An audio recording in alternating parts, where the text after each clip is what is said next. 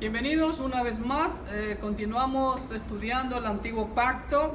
Hoy nos toca escudriñar panorámicamente los libros de Crónicas. Los libros de Crónicas en el canon hebreo constan de un solo libro. Por motivos de nuestra división están divididos en primera y segunda de Crónica. El libro de Crónicas, su autor es desconocido y se cree que se escribió después del cautiverio babilonio.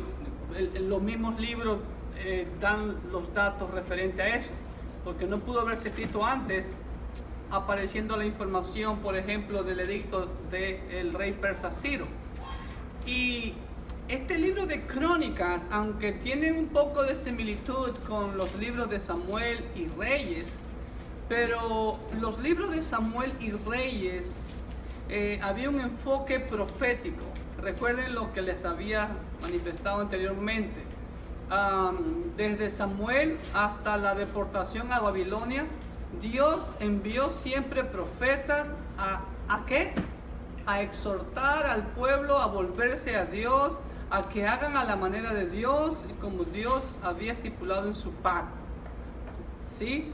Y los libros de Samuel y de Reyes se enfocaron también sobre todo en los dos reinos, sobre todo los libros de Reyes, ya en la división del reino, el reino del norte y el reino del sur.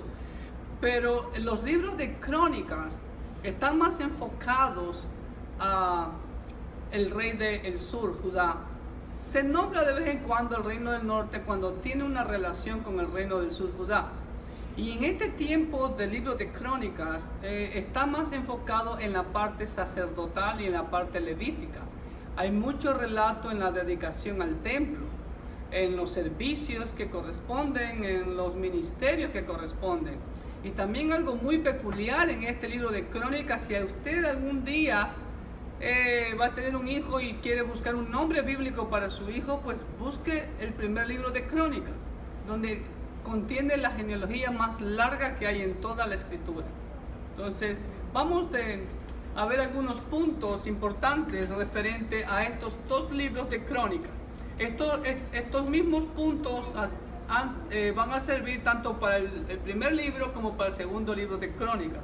Entonces, vamos a ver en nuestras notas lo que tenemos ahí. Entonces, el primer libro de Crónicas, el autor es desconocido, aunque hay algunas personas, algunos eruditos, que se inclinan a que Esdras, el sacerdote Esdras, fue el escritor de este libro. Bueno, puede ser, es muy probable, pero en la conclusión final se lo continúa manteniendo como un autor anónimo de este libro, porque Esdras, como sacerdote, llevaban registros y hay muchos registros y libros que de pronto pudieron haber conseguido o investigado. Y de hecho, ustedes saben que Esdras fue a la par con Nehemías, el gran gobernador después del cautiverio. Y Nehemías se dice que tenía una gran biblioteca. Entonces, recuerden también algo muy importante, que en la historia de Israel y desde que vimos desde el establecimiento del pacto davídico, era muy importante mantener la genealogía, tanto de la línea monárquica como también de la línea sacerdotal y de los levitas. ¿Okay? Entonces, algunos aducen que pudo haber sido Esdras, pero lo mantenemos como desconocido. La fecha probable de la escritura de este libro pudo haber sido entre los años 450 al 425, y otros, bueno, le dan un poco más de rango, hasta el 450 hasta el 400 antes de Cristo, como digo, mucho después del libro de Reyes, mucho tiempo después del libro de Reyes, y se escribió con un propósito más importante que el libro de Reyes. Ya lo vamos a ver en los siguientes puntos. En el canon hebreo, 1 y 2 de Crónicas son un solo libro. Su nombre en hebreo es Divrei Hayamim, que significa el relato de los días, o literalmente las palabras de los días. Ese es el nombre con lo que está en el canon hebreo, Divrei Hayamim, Divrei Hayamim, Divrei Hayamim. ¿Ok? Es el relato, el recuento, como su nombre mismo lo dice, y el nombre Crónicas en nuestro idioma en español da mucho con lo que el libro enseña. Las crónicas, las historias, los eventos de la nación de Israel. Y el nombre que nosotros tenemos, Crónicas, ¿de dónde viene? Viene de la Vulgata, escrita por Jerónimo. ¿Qué es la Vulgata? ¿Alguien se acuerda? La Vulgata latina es la traducción de la Biblia al latín, que la tradujo Jerónimo, uno de los padres de la iglesia, y que es la versión oficial de la Iglesia Católica Romana. Recuerden que los originales en hebreo fueron traducidos al griego, esos son llamados la Septuaginta, y los que fueron traducidos al latín son llamados la Vulgata. ¿Ok? Otro aspecto importante en estos preciosos libros de Crónicas es que contiene muchos eventos de Primera y Segunda de Reyes, y en su mayoría fueron escritos desde una perspectiva sacerdotal. Como le digo, los dos libros de Reyes tienen un tinto profético, donde vemos que Dios levantó muchos profetas. Vemos desde Samuel, como les decía, el gran profeta Samuel, los grandes ministerios de Elías y de Eliseo, y también otros muchos profetas. ¿Ok? Y todos los profetas prácticamente, solo hubieron creo que 3 profetas después del exilio babilónico. Entonces por eso es más enfocado a una perspectiva sacerdotal, porque recuerda que pasaron más de 70 años, el templo fue destruido, el templo estaba destruido, entonces había que reconstruir todo el sistema levítico sacerdotal que Dios había implementado en la ley de Moisés. Otro punto importante es que este libro contiene la lista más amplia de registros genealógicos de la Biblia, con el propósito de llevar la línea genealógica del Mesías. Esa línea genealógica viene desde Adán hasta Sedequías, el último rey del reino del sur. Aquí vemos un marcado énfasis a la dedicación, al servicio del templo y el ministerio de los levitas. Aquí yo capto muchos principios, hermanos, de lo que hoy en día vemos en el nuevo pacto. Recuerden que hoy en día en el nuevo pacto ya no se usan las palabras levitas, ni aún en Israel, sino que ya desde el nuevo pacto del tiempo de Cristo vemos una palabra nueva que era muy común en el ámbito de Israel, rabinos. ¿Okay? Palabra que no se la ve prácticamente en el antiguo pacto. Y vemos palabras para nosotros como ancianos, como diáconos. Pero son palabras del nuevo pacto, pero su fondo, su origen, vienen aquí en el antiguo pacto. Entonces aquí vemos mucho sobre el ministerio de los levitas y los sacerdotes que vamos a descubrir más adelante cuando analicemos cada capítulo. El reino del norte de Israel no está contemplado ni en el primer libro de Crónicas ni en el segundo libro de Crónicas. Solamente está contemplado cuando tiene una relación con Judá, el reino del sur. Y este libro de Crónicas omite los incidentes más oscuros de los reinados de David y Salomón. ¿Okay? No contempla mucho eso. Sí narra el pecado del censo, pero el pecado con Betsabé, por ejemplo, no lo narra. La violación de Amnón sobre su hermana Tamar, la rebelión de Absalón, la persecución de Absalón contra David, la muerte de Absalón, todo eso no se narra en el libro de Crónicas. Como le digo, tiene otro aspecto, y ya vamos a decir cuál es el propósito de este libro. Primera de Crónicas empieza con la genealogía desde Adán hasta la muerte de David. Y Segunda de Crónicas continúa hasta prácticamente hasta el decreto del rey Ciro. ¿Okay? Hasta la muerte de David. ¿Hasta qué era en la de Judá? Oscuros, los incidentes más oscuros de los reinados de David y Salomón, como los pecados que cometió con Betsabé, sus hijos, todo eso que ocurrió. ¿Ok?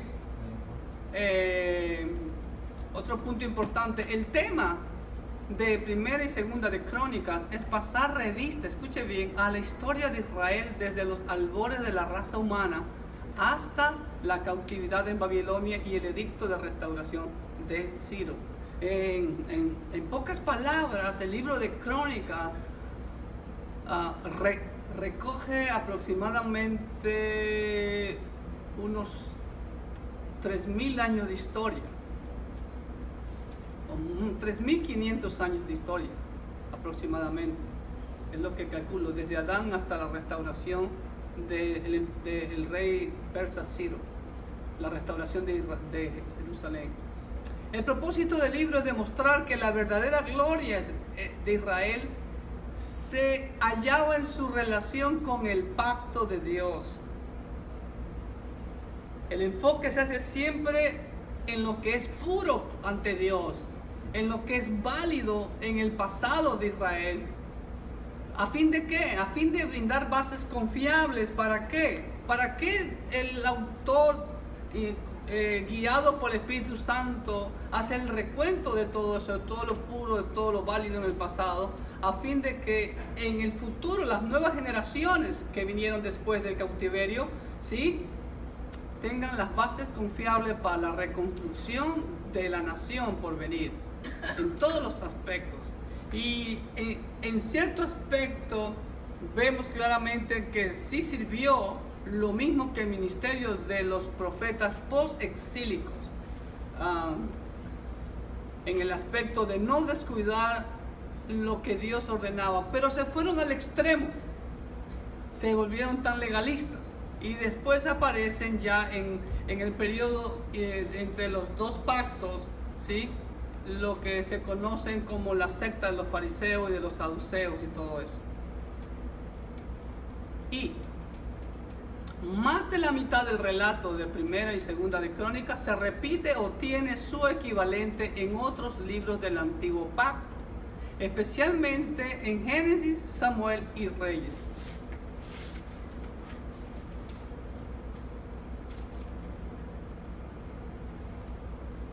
Y es muy importante ver cómo el autor de este libro menciona por nombre muchas de las fuentes que usó para estos libros. A mí me quedo impresionado. Mire, hay 7 fuentes que el autor, inspirado por el Señor, usó de estas fuentes. Y la primera fuente fue el libro de los reyes de Judá e Israel, que también lo vimos en el autor de los libros de Reyes. ¿Okay? La segunda fuente que usó fue Midrash del libro de Reyes. ¿Sabes lo que es la Midrash? Es la historia del libro de Reyes. Es muy diferente al primer libro. Recuerden que cada rey llevaba su cronología, como un diario de sus actividades y mayormente de sus logros. Todos los reyes hacían eso. Y a veces ellos escribían su historia a su conveniencia también. ¿Ok? Las palabras de Usías, compuestas por el profeta Isaías, también usó como fuente. Otro profeta también, el profeta Semaías, y también Ido, el vidente, o el profeta Ido. Y también Ido tuvo un libro llamado Midrash de Ido, se llama La historia del profeta Ido. Ese era otro libro. El sexto libro fueron las palabras de Jehú, el hijo de Hanani. Y la séptima fuente que tomó el autor de los libros de Crónicas son las palabras de Josai. Okay, ahí las tienen.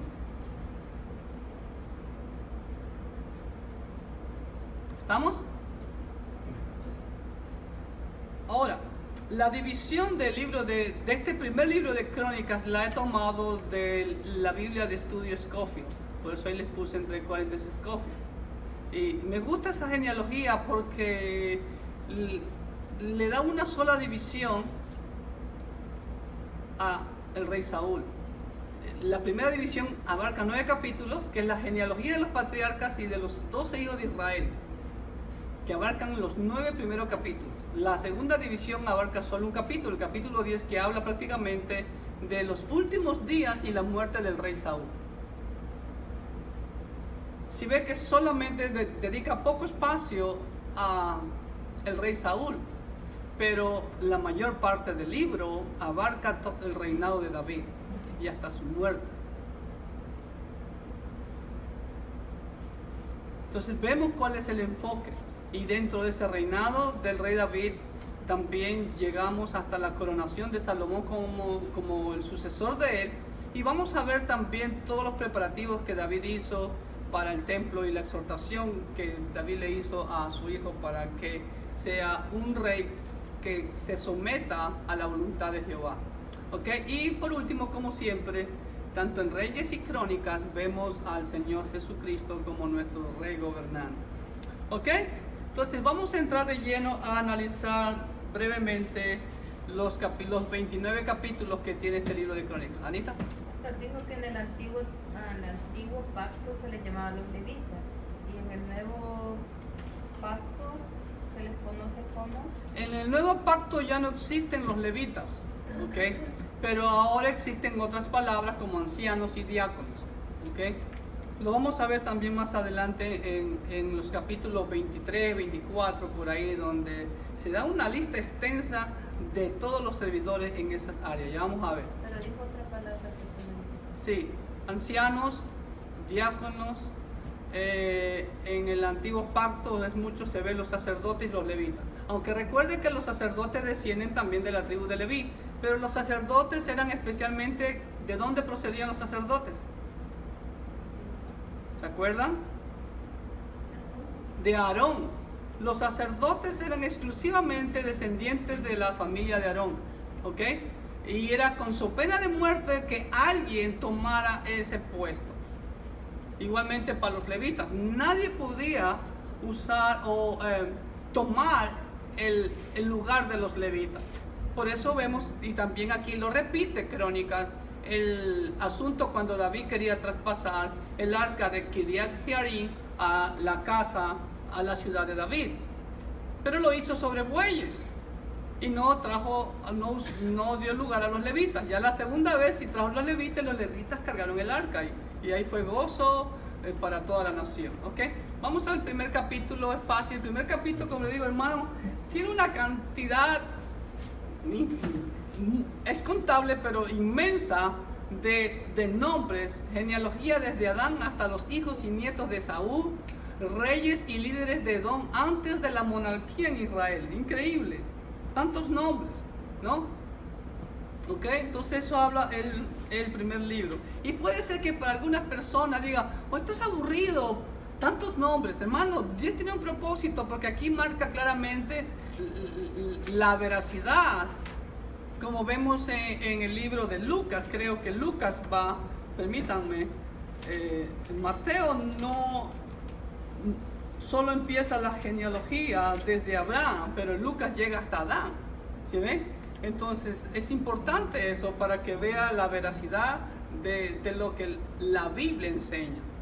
Entonces eso vemos en el primer capítulo. En el segundo capítulo vemos otra descendencia, el linaje de la tribu de Judá, donde narra los hijos de Judá, el linaje de hasta Esrom, etcétera, etcétera, los hijos de Caleb, el linaje de Jerameel, ¿ok? En el tercer capítulo también sigue el linaje de David hasta Sedequías, como le había dicho, el último rey que fue llevado y fue muerto por Nabucodonosor. ¿Ok? Aunque también en el capítulo 3, si usted ve el versículo 19, venga conmigo por favor. Capítulo 3, versículo 19, dice: los hijos de Pedaías, Zorobabel y Simei, y los hijos de Zorobabel, Mesulam, Hananías, Selomit, su hermana. Y vemos que aquí ya está nombrado Zorobabel. Y Zorobabel fue el líder que dirigió el retorno desde Babilonia hacia Israel después del cautiverio babilónico. Entonces, si ven hasta dónde abarca el autor, entonces el autor de este libro debió haber vivido después de Zorobabel. ¿Ok? Capítulo 4, más linajes. Vamos a ver continuación del linaje de Judá hasta el versículo 8. En el versículo 9 y 10, aquí vemos la famosa oración de Jabes, que se han escrito hasta libros, ¿ok? Y bueno, y eso también pudo haber traído a una mala interpretación.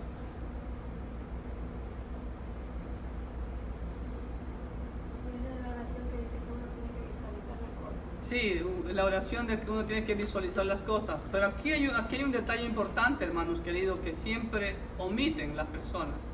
Y tristemente yo veo gente que dice ser cristiana o son cristianos y suben videos o cosas que declaro que esto que lo otro, hermano.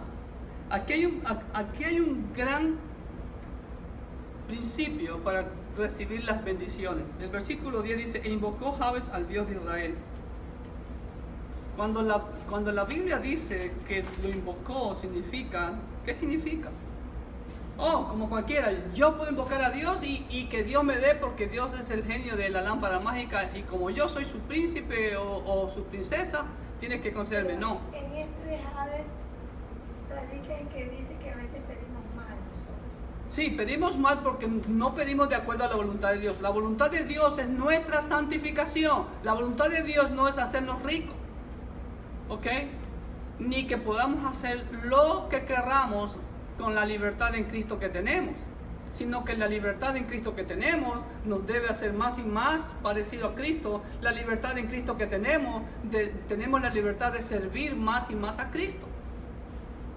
Y Dios nos va a bendecir con todo lo que necesitemos. Mateo 6:33. Buscad primeramente el reino de Dios y su justicia, y lo demás viene por añadidura. ¿No? Su madre llamó Jabes diciendo: por cuanto los días lucen en dolor. Por eso se llama su nombre Oseb, que significa dolor. ¿Ok? Esto vemos en el capítulo 4. Y solo son dos versículos. Y con esos 2 versículos se han escrito libros. Y la gente se hace... Se vendió bastante. Uno de los libros más vendidos que había, un libro pequeñito. Pero que... Así la gente puede... Claro que está bien escribir libros que estén de acuerdo a la palabra de Dios. Es importante y necesario, ¿sí? O devocionales, lo otro. Pero siempre con el fin de, como lo dije el día domingo, glorificar a Dios y edificar la iglesia. ¿Ok? Vemos más descendientes de Judá, vemos descendientes de Simeón en este capítulo 4. Y en el capítulo 5, hermano, miren, alguien me lea por favor versículo 1 y versículo 2 del capítulo 5. Y ahí vemos, ¿se acuerdan el orden de los hijos de Jacob? ¿Alguien se acuerde, aunque sea de los primeros 4? ¿Cuál fue el primogénito de Jacob? Rubén. El segundo, Simeón. El tercero, Leví. Y el cuarto, Judá. ¿Ok? Mira qué pasó. ¿Por qué Judá, en la tribu de Judá, Dios escogió para que ahí venga la línea monárquica? Ahí está la razón. Lo vuelve a repetir el autor de Crónicas. Versículo 1 de capítulo 5 y 2 dice así: los hijos de Rubén, el primogénito de Israel, porque él era el primogénito, mas como violó el hecho de su padre, sus derechos de primogenitura fueron dados a los hijos de José, hijo de Israel, y no fue contado por primogénito. ¿Ok? ¿Quiénes eran los hijos de José? Perdón, sí, los hijos de José, Manasés y Efraín. Bien que Judá llegó a ser el mayor sobre sus hermanos y el príncipe de ellos, mas el derecho de primogenitura fue de José. Son dos cosas diferentes. Pero el príncipe de ellos fue Judá. ¿Por qué? Porque, ¿qué hizo Rubén? Se acostó con la concubina de su padre. ¿Qué hizo Simeón y Leví? Mataron a todos los hombres en Siquén y se hicieron abominables ante todos los moradores de la región, dice. Allá vemos eso en el libro de Génesis, capítulo 34. Y por esa razón fueron desechados de la primogenitura y se le dio el principado a Judá. Pero el derecho de primogenitura fue dado a los hijos de José, a Manasés y Efraín. ¿Ok? Vamos a los apuntes. Capítulo 5. Judá llegó a ser el príncipe sobre sus hermanos por los pecados de Rubén, Simeón y Leví. Y capítulo 5 da claramente el linaje de Rubén, el linaje de Gad y la media tribu de Manasés. ¿En dónde estuvieron ubicados ellos? La tribu de Rubén, la tribu de Gad y la media tribu de Manasés. ¿En dónde estuvieron geográficamente ubicados? ¿Al norte, al sur, al oeste, al este? ¿Al este de dónde? Del río Jordán. Fueron las únicas tribus que estaban al este del río Jordán, recuerden. Pero fueron llevados al cautiverio. ¿Por quién? ¿Se acuerdan? Ya eso lo vimos en los libros de Reyes. Por Pul y por Tiglat-Pileser, reyes de Asiria. Y fueron llevados cautivos. Y en los últimos versículos del capítulo 5 se dan las razones por las cuales ellos fueron llevados cautivos. Interesante que el libro de el autor de Crónicas da siempre la causa del castigo. Aquí vemos la causa del castigo hacia Rubén, hacia Simeón y Leví. Y también da la causa del castigo de la tribu de Rubén, la tribu de Gad y la media tribu de Manasés, quienes fueron llevados cautivos a Siria por sus idolatrías. Versículo 25 y 26 dice: pero se rebelaron contra el Dios de sus padres y se prostituyeron siguiendo a los dioses de los pueblos de la tierra, a los cuales Jehová había quitado delante de ellos. Por lo cual el Dios de Israel excitó el espíritu de Pul, rey de los asirios, y el espíritu de Tiglat-Pileser, rey de los asirios, el cual transportó a los rubenitas y gaditas y a la media tribu de Manasés, y los llevó a Jalá, a Jabor, a Jara y al río Gozán, hasta hoy. Si ve, estamos hablando aproximadamente 400 años antes de Cristo. El reino del norte nunca volvió, pero escúchenme algo, un paréntesis. El hecho de que el reino del norte, las 10 tribus, fueron llevadas cautivas, no significa que se perdió todo el linaje de las 10 tribus, porque muchos de las tribus del norte huyeron a Judá y a Benjamín antes del cautiverio asirio. Entonces se mantuvieron prácticamente las 12 tribus. Por eso hoy en día todos los israelitas se sienten orgullosos de ser llamados judíos, porque prácticamente fueron acogidos por el reino del sur, Judá, y ahí se mezclaron prácticamente todas las 12 tribus. ¿Ok? Eso lo vimos también en el libro de Reyes. Capítulo 6. Vemos la descendencia de Leví a través de Coat hasta Aarón y Moisés. Vemos a Eleazar hasta el cautiverio. Una cantidad de nombres increíble, hermano querido, ese registro. Y en los últimos versículos del capítulo 6 vemos las ciudades para los sacerdotes y levitas. Recuerden que los levitas no tenían un territorio fijo. Ellos tenían ciudades en todo el territorio de Israel donde ahí habitaban los levitas y sacerdotes. ¿Con qué propósito? Porque ellos tenían que enseñar al pueblo las enseñanzas de Dios. Tenían que enseñarle al pueblo sobre la Torá y todos los mandamientos de Dios. Por eso estaban distribuidos por todo el territorio. Por eso ellos fueron apartados por el Señor y los diezmos y las ofrendas eran dados para ellos. ¿Ok? Ahí vemos ese principio. Capítulo 7 vemos el linaje de Isaacar, de Benjamín, de Neftalí, Manasés, Efraín y Aser, en el capítulo 7.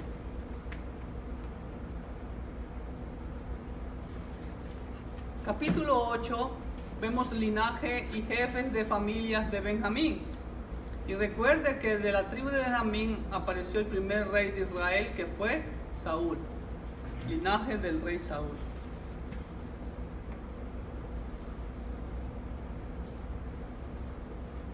En el capítulo 9 vemos el acontecimiento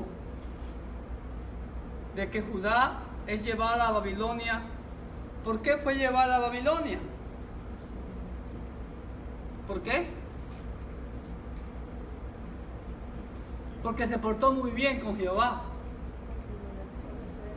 por desobediente, por su rebelión.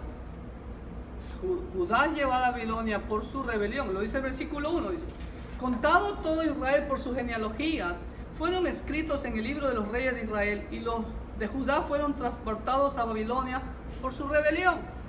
¿Sí ve? Y de ahí, miren lo que dice el versículo 2, interesante.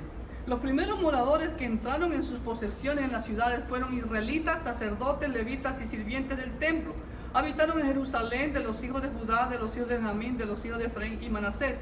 De ahí, claro, todas las tribus entraron, o sea, remanente de todas las tribus, pero los que mayormente entraron fueron levitas. ¿Por qué? Porque ahí vemos el enfoque del escritor de estos libros de crónicas en no descuidar el ministerio al Señor. Y por eso hace mucho énfasis a los levitas, a los sacerdotes. Los levitas mayormente fueron los que comenzaron a rehabitar Israel, y además se ven sus funciones en este capítulo 9.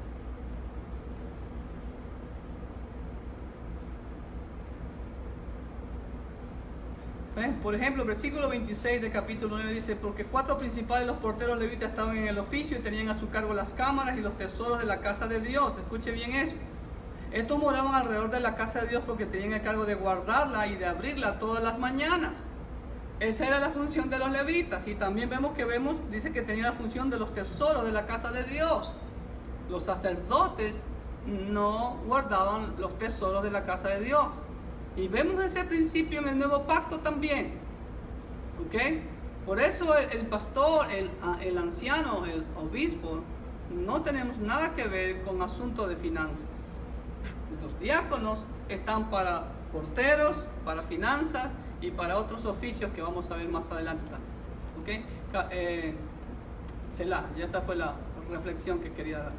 Capítulo 10, aquí vemos la segunda división del libro de Crónicas. Y vemos el relato, el triste relato de la muerte del rey Saúl y su causa. ¿Por qué? Porque Saúl fue muerto y desechado. Así murió Saúl por su rebelión con que prevaricó contra Jehová, contra la palabra de Jehová, la cual no guardó, y porque consultó a una adivina. Y no consultó a Jehová, por esta causa lo mató y traspasó el reino a David, hijo de Isaí. Así termina el capítulo 10. Y esa fue la causa. ¿Ok? Entonces vemos ahí, tristemente, Dios desecha a las personas que no le obedecen a hacer como Él ordena. Prevaricó contra Jehová, contra la palabra de Jehová, la cual no obedeció. ¿Ven? Lo quiso hacer a su manera. Que Samuel demoraba, voy a hacer el sacrificio. A ti no te correspondía, rey Saúl. Que a los amalecitas Dios le dijo: extermina a todos. No, el pueblo.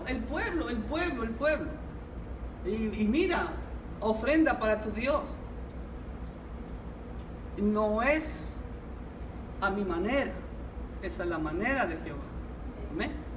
Capítulo 11 al 29 comienza la tercera división, y esta es una ilustración de cómo era Jerusalén en tiempos del rey David. ¿Ok? Capítulo 11, comienzo del reinado de David en todo Israel, y él conquista esa ciudad. ¿Cómo se llamaba esa ciudad de Jerusalén antes? Jebús, ahí lo tienen en sus notas. Pues así era de pequeña, como ustedes ven, no era grande, aún no estaba el templo. El templo posiblemente estaba acá, más al norte. Ya después se fue agrandando más y más murallas.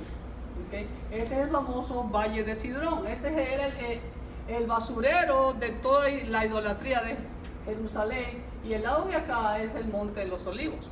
¿Okay? Actualmente, ¿sí ven? Entonces aquí era la era de Arauna o de Ornán Jebuseo, en donde David hizo el sacrificio, como vamos a ver más adelante, y aquí fue donde David construyó o ordenó construir el templo a su hijo Salomón. ¿Ok? Vamos a la hojita.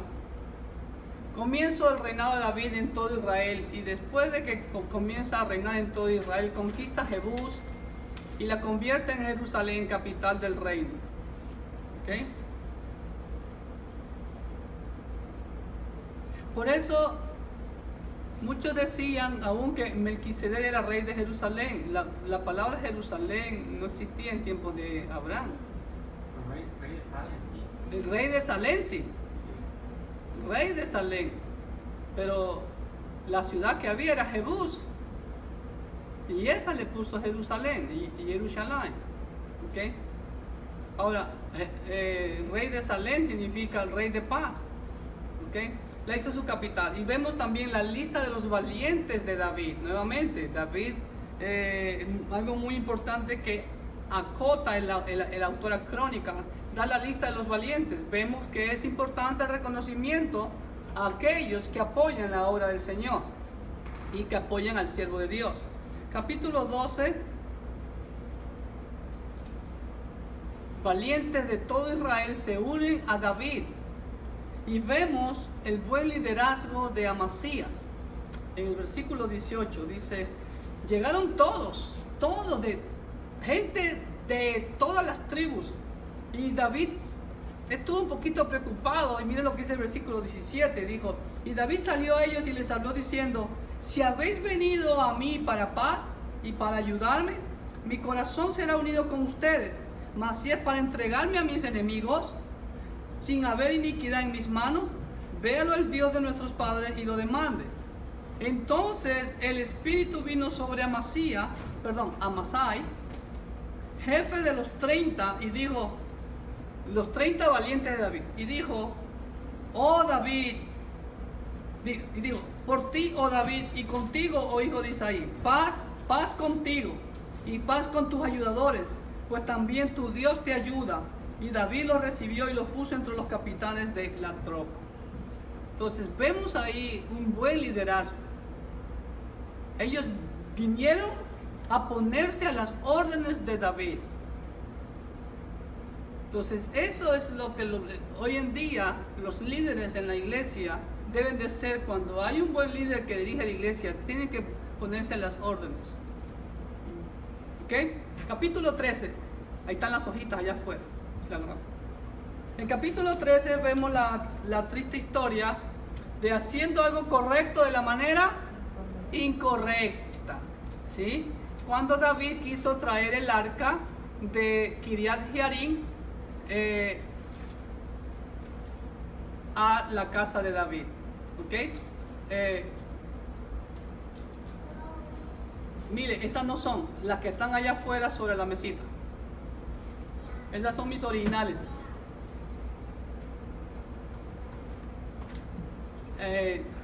Ayúdame, Lenoé, por favor. ¿Ok? Pero quedó en casa de Obed-edom por la muerte de Usa. Recuerden, los bueyes tropezaron. Usa, por tratar de que no caiga el arca, se apoya la mano y Dios lo mata en ese momento. Por eso es llamado ese lugar Pérez Usa, que significa quebrantamiento. Pérez, el apellido Pérez significa quebrantamiento. Entonces, si alguien se llama Pérez, dígale pues, Juan Pérez, de Juan quebrantado. Pérez serás. Okay. Vemos nuevamente, hermanos queridos, David quiso hacer algo correcto, algo bueno, pero no es a mi manera. A veces existe lo mismo dentro de las iglesias. Personas que de pronto tienen un buen corazón, quieren hacer algo bueno, pero no a la manera de Dios. Lo que queremos hacer a mi manera y a mi manera, a mi manera. Y no es a mi manera. Y si no es a mi manera, si no se hacen las cosas como yo digo, me voy de la iglesia. Así, de fácil y sencillo. Yo he escuchado esa frase, frente a mí me la dijeron. ¿Ok? No es a mi manera, es a la manera de Dios. 14, capítulo 14. El reinado de David prospera por la sumisión y buen liderazgo ante Jehová. Nuevamente, hermanos queridos, ¿por qué David prosperó? Y entendió David que Jehová lo había confirmado como rey sobre Israel y que había exaltado su reino sobre su pueblo Israel. ¿Por qué? Versículo 10 del 14, David consultó a Dios. ¿Subiré contra los filisteos? ¿Los entregarás en mi mano? Y Jehová le dijo, sube, porque yo los entregaré en tus manos. Y subieron pues a Baal Perasim, y allí los derrotó David. Dijo luego David, Dios rompió mis enemigos por mi mano, como se rompen las aguas. Por eso llamaron el nombre de aquel lugar Baal Perasim. Y dejaron allí sus dioses, y David dijo que los quemasen. ¿Sí ve? Y volviendo los filisteos a extenderse por el valle, nuevamente los filisteos quieren atacar. ¿Qué hace David nuevamente? David volvió a consultar a Dios, dice versículo 14, y Dios le dijo, no subas tras ellos, sino rodéalos para venir a ellos por delante de las balsameras. Y así que oigas venir un estruendo por las copas de las balsameras, sal luego a la batalla, porque Dios saldrá delante de ti y herirá al ejército de los filisteos. Hizo pues David como Dios le mandó, y derrotaron al ejército de los filisteos desde Gabaón hasta Geser. Si David hubiera actuado como actuó la primera vez, porque triunfó la primera vez de esa manera, hubiera perdido. Dios le dice, no hagas así, ahora rodéalos. Es como Dios dice, no es como yo creo, o porque como yo he aprendido. Es que dice la Biblia, cómo enseña la Biblia. ¿Ok? Capítulo 15. Ahora sí, vamos a ver, haciendo las cosas a la manera de Jehová. El arca es llevada a la ciudad de David. ¿Y cómo? Versículo 2. Entonces dijo David, el arca de Dios no debe ser llevada sino por los levitas, porque a ellos ha elegido Jehová para que lleven el arca de Jehová y le sirvan perpetuamente. Zapatera tu zapato. Muchos hoy en día quieren ser pastor. ¿Son llamados o son autollamados? Si son llamados a ser pastor, Dios le da el deseo, le da la inteligencia, la fuerza para prepararse en un seminario o una universidad bíblica. Es bíblico, ya lo vimos eso en Samuel y en Reyes, la escuela de los profetas. Vemos la manera de cómo es que tenían que llevar el arca. Y cuando David lleva el arca, ¿qué pasó con su esposa Mical? Menosprecia a David por adorar a Dios.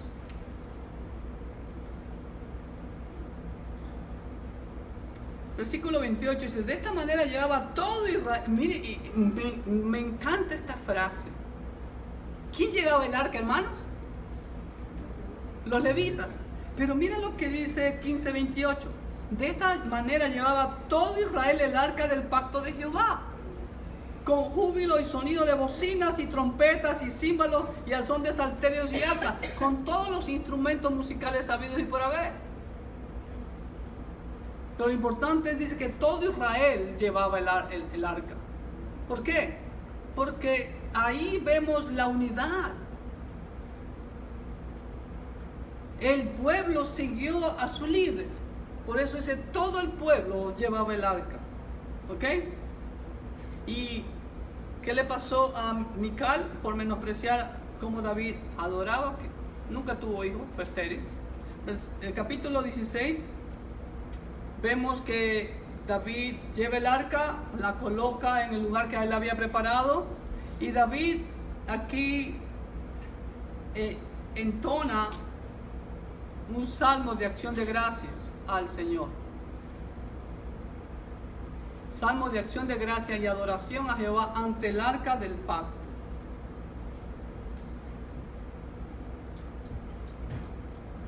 Vemos el excelente liderazgo del rey David. Y puso delante del arca de Jehová ministro de los levitas para que recordasen y confesasen y lo hacen a Jehová, Dios de Israel. ¿Ok? Entonces, y vemos que comenzaron a adorar ante el arca. 17, capítulo 17. David tiene el deseo de construir el templo para el Señor, y ahí vemos que Dios le revela a Natán y lo manda donde David para que le diga que ok, está bien el deseo que tienes, pero tú no me vas a construir templo porque tú has derramado mucha sangre. Tu hijo Salomón me edificará templo. Y además Dios le confirma lo que llamamos el pacto davídico. que sus descendientes se sentarían siempre en el trono de Israel. Entonces David desea construir casa a Jehová, Dios le confirma su pacto y que su hijo Salomón le edificaría casa a él.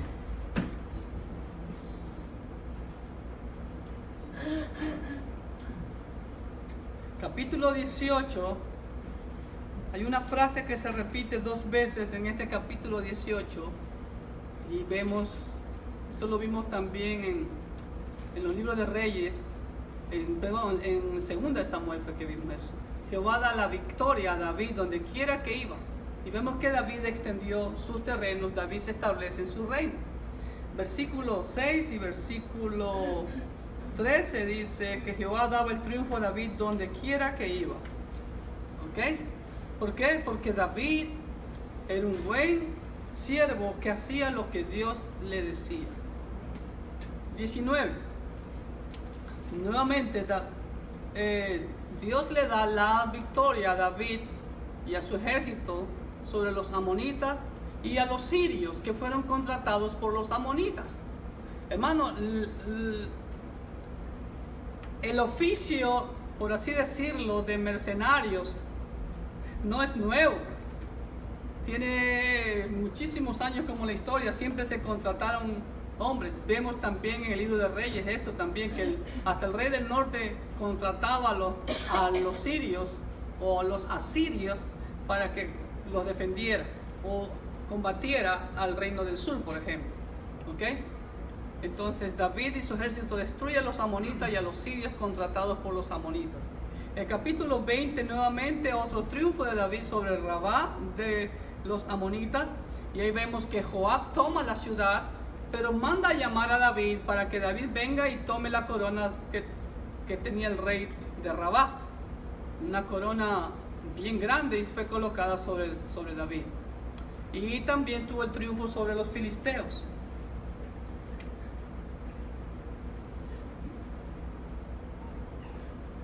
Sobre los filisteos. Capítulo 21 de la triste historia. Aquí sí narra el autor de Crónicas del pecado de David sobre el censo, ¿no? Vemos el ángel de Jehová con la espada extendida hacia Jerusalén, y David ofrece holocaustos y ofrendas en la era de Arauna o de Ornán Jebuseo, y ahí cesa la mortandad. Y en ese mismo lugar, fuera de la ciudad, como está correctamente en la ilustración, como ustedes ven, era fuera de la ciudad, en ese tiempo, ¿ok? De la ciudad de ese tiempo, la era de Arauna, Jebuseo, estaba fuera de la ciudad y se subió, o sea que era más alto que estaba de donde estaba Jerusalén. ¿Ok? Pecado de David al realizar el censo de Israel. Dios castiga a Israel con la plaga. Anita. ¿Cuál fue lo que usted dijo que había sido el pecado por haber censado? El pecado de David fue haberse enorgullecido en su poder y en su ejército y no en el Señor. Entonces, ¿cuánto ejército tengo? Y algo muy importante, Joab, su general, no estuvo de acuerdo, pero se hacía, dice lo que el rey decía. Y eso también vemos hoy en día, que dice versículo 4, mas la orden del rey pudo más que Joab.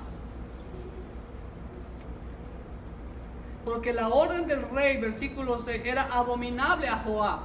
Versículo 7, asimismo esto desagradó a Dios e hirió a Israel.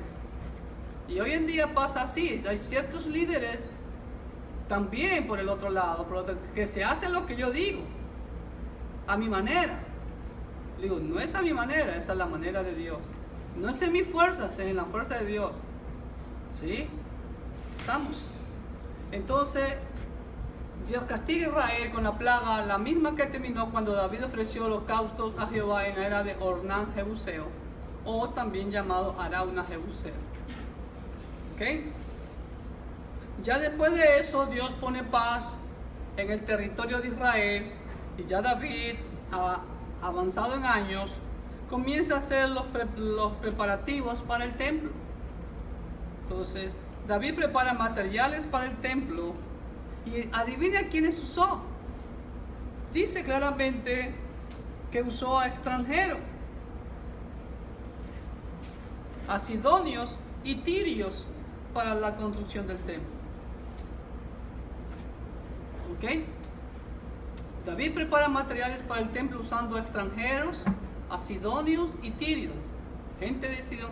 Recuerde que Irán, el rey de Tiro, era bien amigo del rey David y le mandó materiales, le mandó gente. Eso lo vemos también ya en el libro de Primera de Reyes. ¿Ok?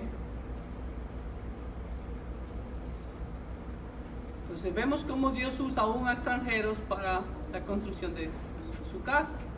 Como les decía cuando vimos esto también, que Dios nos puede bendecir a través de alguna persona inconversa, algún empresario que desee ofrendarnos para comprar nuestro terreno, por ejemplo.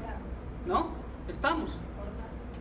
David exhorta a Salomón a someterse a Jehová también en este capítulo 22. Muy importante, hermano, cómo David le exhorta a su propio hijo. Así mandó David a todo, él edificará casa a mi nombre y él me será a mí por hijo y yo le seré por padre y afirmaré el trono de su reino sobre Israel para siempre. Y Jehová te dé entendimiento y prudencia para que cuando gobiernes Israel guardes la ley de Jehová tu Dios. Cuando guardes la ley de Jehová tu Dios, entonces, el versículo 13, serás prosperado. Si cuidares de poner por obra los estatutos y decretos que Jehová mandó a Moisés para Israel. Esfuérzate pues y cobra ánimo, no temas ni desmayes. ¿Cuándo vienen las bendiciones? Cuando obedecemos al Señor. Punto. Y también, interesante, Salomón exhorta a los líderes a que apoyen a Salomón. Asimismo mandó David a todos los principales de Israel que ayudasen a Salomón su hijo, etcétera, etcétera, etcétera. Principio que hoy en día desconoce mucha gente. Muchas personas piensan, y en casi todas las iglesias, que los diáconos o los líderes están para fiscalizar al pastor, para auditarlo, pero no para levantarle las manos. Los líderes son para ayudar al ministerio, para apoyar al pastor, para levantarle las manos como Moisés se cansó y Aarón y Hur le levantaron las manos. Pero tristemente hoy en día vemos líderes que en vez de ayudarle a levantar las manos al siervo de Dios, lo que hacen es que se la ponen para atrás, como cuando el policía lleva preso a una persona. La Biblia dice claramente que siempre hay que apoyar al siervo que Dios ha puesto. Capítulo 23, David corona a Salomón como rey de Israel y establece, mire bien, 24 grupos de levitas en sus respectivos ministerios. Y puso también líderes entre los levitas. A los líderes tenían que tener más de 30 años, pero a los servidores levitas, como porteros por ejemplo, eran de 20 años para arriba. ¿Sí ven? Y miren lo que dice el versículo 27. Venga conmigo, ahí vemos el principio que le dije hace un momento. Vamos a la hojita primeramente. David corona a Salomón como rey de Israel y establece 24 grupos de levitas en sus respectivos ministerios. Vemos aquí, venga conmigo al versículo 27. ¿Lo tiene? De capítulo 23. ¿Alguien me lo lea con voz fuerte? Así que conforme a las postreras palabras de David, se hizo la cuenta de los hijos de Leví de 20 años arriba. 28, hermano José. Y estaban bajo las órdenes de los hijos de Aarón para ministrar en la casa de Jehová, en los atrios, en las cámaras y en la purificación de toda cosa santificada y en la demás obra del ministerio de la casa de Dios. ¿Entendieron? Los levitas estaban bajo las órdenes de los sacerdotes. Ese principio lo vemos en el Nuevo Pacto. Los diáconos están bajo las órdenes de los ancianos. Pero en muchas iglesias vemos que los diáconos están encima de los ancianos y son los que ponen o sacan al pastor. Por eso es que tenemos una iglesia como la que tenemos actualmente. Claro está que los sacerdotes, los ancianos en este caso, debemos de seguir y guardar los mandamientos del Señor. Y aquí vamos a ver que David les dio ejemplo, por eso lo siguieron. Cuando el líder que Dios ha puesto, el siervo que Dios ha puesto de ejemplo, la congregación tiene que seguirlo. ¿Cuántos dicen amén? Solo 3 nomás van a seguir. Y ahí vemos el principio de los ancianos y los diáconos. ¿Ok? Y miren que el ministerio de los ancianos es muy diferente al ministerio de los diáconos. Los diáconos están como porteros. Se escucha feo esa palabra, porteros. Aquí dice la Biblia. Pero hoy le hemos inventado una palabra nueva, ujier. Dice que estaban para ministrar en la casa de Jehová, para servir en los atrios, en las cámaras y en la purificación de toda cosa santificada. ¿Quiénes son los que tienen que estar velando el orden aquí en el servicio? Pero es un cargo bien importante. Son los diáconos. Seguir el orden. Tienen que ver que hay el orden aquí, que no anden correteando. reciban a las personas, que no anden correteando, que lleven el control. Sí, por ejemplo, el domingo pasado la escuela dominical se extendió hasta casi las 3 de la tarde. Nadie tocó la campanita. Pero también debemos estar pendientes con un reloj a qué hora es. ¿Sí? ¿Me entiendes? Por eso yo empecé rápido el servicio. Porque ustedes saben que salimos tarde ya de aquí. Cuando salimos ya los gringuitos ya estaban entrando. Por eso tenemos que andar siempre con el tiempo. Pero es importante, muy importantísimo el ministerio de los diáconos.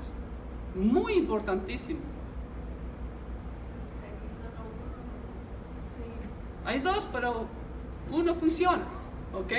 Pero para eso tiene que cumplir muchos requisitos para ser diácono. No es cualquiera. Aquí estamos hablando de una nación. Entonces había para escoger a muchos. Y de hecho se escogieron a muchos. Mire. Dice que se hicieron la cuenta de los hijos de Leví de 20 años para arriba. Y acá en el versículo 3 dice: fueron contados los levitas de 30 años para arriba. Y fue el número de ellos por su cabeza contado uno por uno, 38,000. Yo quisiera tener 38,000 personas aquí en la iglesia. Y ahí puedo escoger. Tengo mucho donde escoger.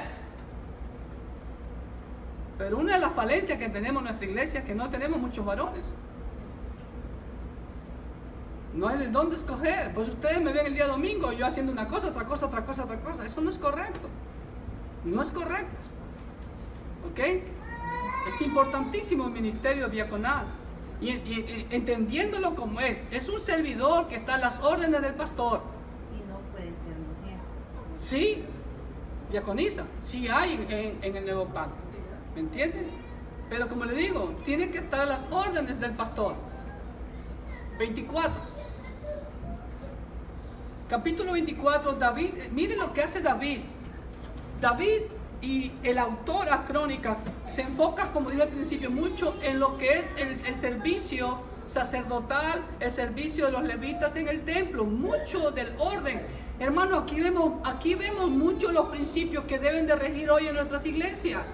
Miren lo que dice el capítulo 24. David establece 24 grupos de sacerdotes para el servicio en el templo. Y entre esos grupos de sacerdotes está el octavo grupo. ¿Alguien lo lee el versículo 10 de capítulo 24? El octavo grupo es el de Abías. ¿Le suena ese nombre? ¿Le suena ese nombre Abías? ¿No? ¿No le suena? Lucas capítulo 1. Abías fue el ancestro del padre de Zacarías, ¿quién fue padre de quién? De Juan el Bautista. Ahí está. ¿Sí ven? Entonces vemos que hay un orden, hermano. Hay un orden establecido. Dios tiene todo muy coordinado y muy ordenado en el servicio de su santuario. ¿Ok?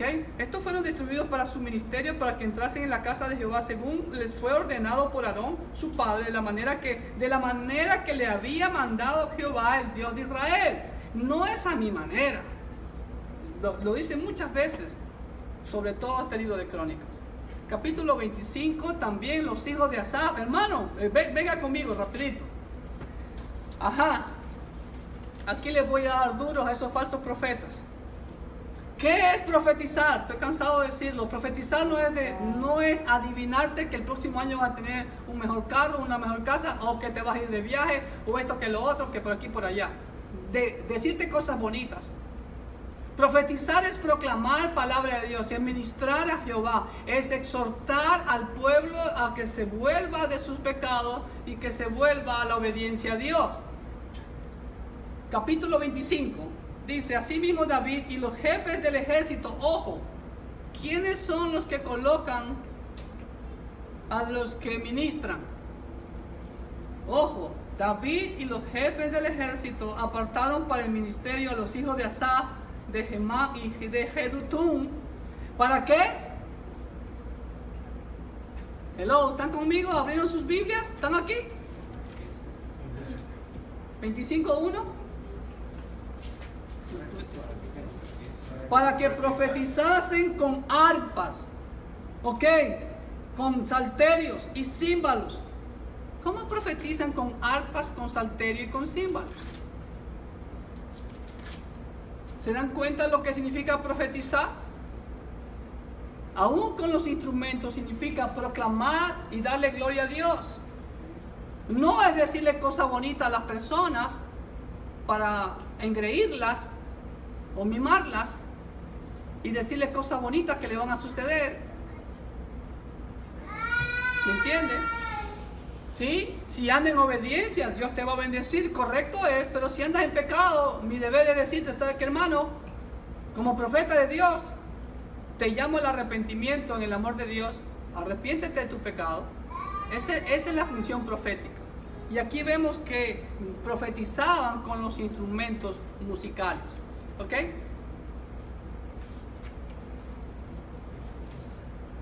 Entonces, cada domingo nuestro grupo de alabanza, ¿qué hace aquí? ¿Qué hace nuestro grupo de alabanza? Profetiza con los instrumentos musicales. Llama a la exhortación, por eso llama a que le cantemos al Señor, a animarnos, a exhortarnos a que alabemos al Señor, porque no están alabando al grupo de alabanza, no están alabando al pastor, ni al hermano, ni a la hermana.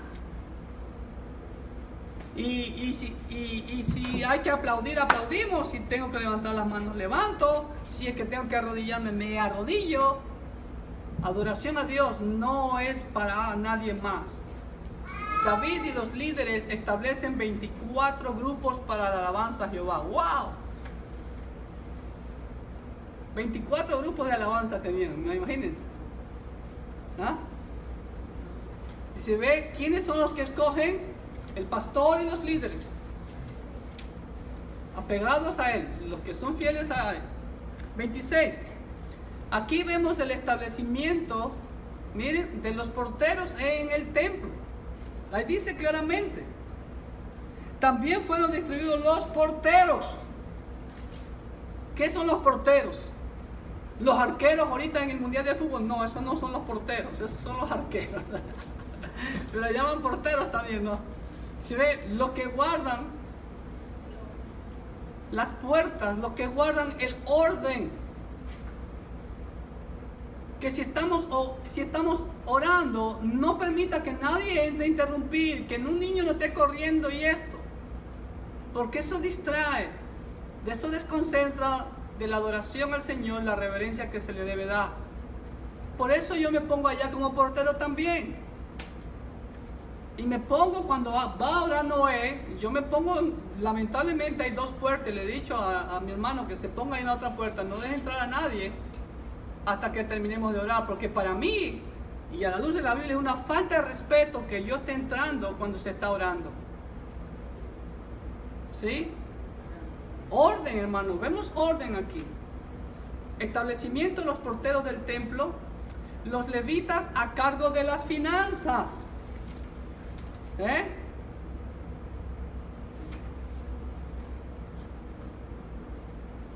Y de los levitas, Ahías tenía cargo de los tesoros de la casa de Dios y de los tesoros de las cosas santificadas.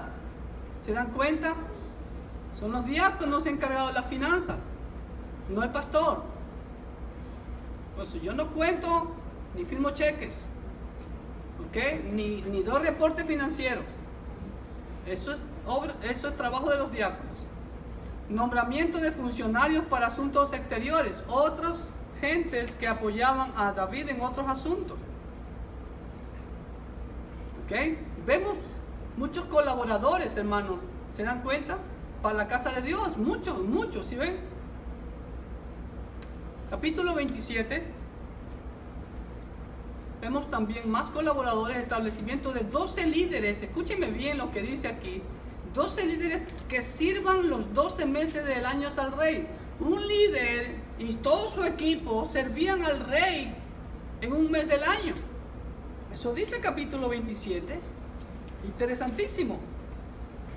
Estos son los principales de los hijos de Israel, jefes de familia, jefes de millares y de centenas y oficiales que servían al rey en todos los negocios de las divisiones que entraban y salían cada mes durante todo el año, siendo cada división de 24,000. Y ahí vienen todos los líderes. ¿Sí ven? Y vemos también al final del capítulo 27 más funcionarios, más líderes y consejeros que servían al rey. Y el rey David tenía tremendos consejeros como Ahitofel y Husai, y era arquita.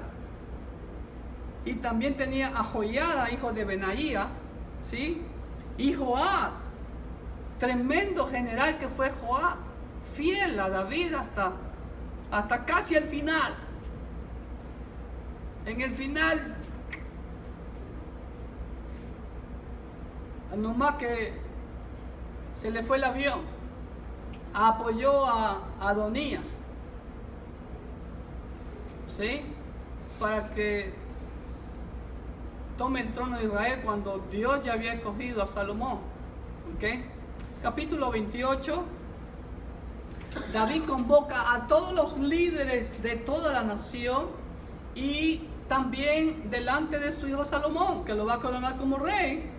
Y David le habla de cómo Dios lo había escogido a él como rey, a la casa de su padre, etcétera, etcétera. Y también, ¿sabe lo que hace David ahí enfrente de todos los líderes de la nación de Israel? Exhorta públicamente a Salomón. Versículo 9. Y tú, Salomón, hijo mío, reconoce al Dios de tu padre y sírvele con corazón perfecto y con ánimo voluntario. Porque Jehová escudriña los corazones de todos y entiende todo intento de los pensamientos. Si tú le buscares, si tú lo hallares, mas si lo dejares, Él te desechará para siempre. El principio que lo vemos en toda la Biblia. Las bendiciones vienen por la obediencia al Señor. Y David le entrega a Salomón los planos del templo, el oro y la plata, y le anima a construir el templo de Jehová.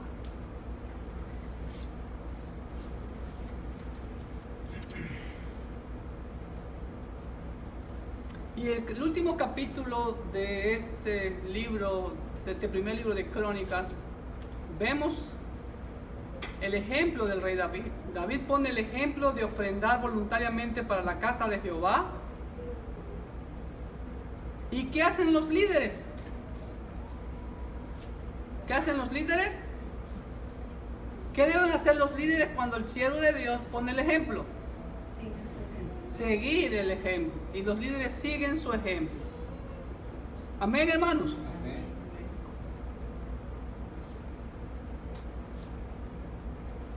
Vemos la acción de gracias y oración de David. Y miren en los versículos 20. Después dijo David a toda la congregación: bendecid ahora a Jehová vuestro Dios. Entonces toda la congregación bendijo a Jehová, Dios de sus padres, e inclinándose adoraron delante de Jehová y delante del rey. ¿Qué hizo David? David dirige la forma correcta de adoración a Dios. La forma correcta en que adoraban hoy en día se ha perdido. Y tristemente solo los musulmanes adoran con devoción de rodillas, postrados, como lo hacía David, como lo hacía Abraham, los patriarcas, los profetas, etc. Y por último, Salomón toma el trono y David muere en buena vejez, lleno de gloria y de riqueza, dice la Escritura. Como hemos visto en este libro de Crónicas, el enfoque principal está en enseñarle a las futuras generaciones, después del cautiverio, la forma correcta de adorar a Dios, poniendo el ejemplo del pasado, de los errores del pasado, de las cosas buenas también, para que lo tomen para la perspectiva en el futuro, para la reconstrucción de la nación de Israel. Y vemos los principios, vemos el orden, vemos la forma en que se ministraba en la casa de Dios, los mismos principios que rigen hoy en día en el nuevo pacto. Y que Dios nos ayude a seguir esos principios para que adoremos al Señor como Él lo demanda. Que Dios les bendiga ricamente.